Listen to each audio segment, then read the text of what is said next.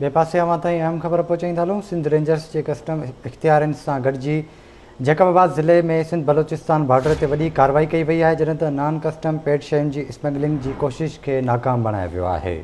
तव्हांखे अपडेट कंदा हलूं। ब्रेकिंग न्यूज़ आहे त सिंध रेंजर्स जी कस्टम इख्तियारनि सां गॾिजी कार्रवाई कई वई आहे। जैकबाबाद ज़िले में सिंध बलोचिस्तान बॉर्डर ते वॾी कार्रवाई कई वई आहे। नॉन कस्टम पेड शयुनि जी स्मगलिंग जी कोशिश खे नाकाम बणायो वियो आहे। करोड़े रुपयनि जूं नॉन कस्टम शयूं बरामद कयूं वयूं आहिनि। तफ़सील मालूम कंदासीं कराची मां महताब शरखां जी। महताब, कहिड़ा अपडेट्स आहिनि, आगाह कजो। जी महताब, कहिड़ा अपडेट्स आहिनि, आगाह कजो। बलोचिस्तान बॉर्डर ते हिकु वॾी कार्रवाई कई आहे। नॉन कस्टम पेड शयुनि जी स्मगलिंग जी कोशिश खे जेको नाकाम बणायो वियो आहे। करोड़ रुपयनि जी नॉन कस्टम शयूं जेके उहे हथु कयूं वियूं आहिनि, जंहिंमें जेके कोटिया खां मुल्तान वही रहियूं।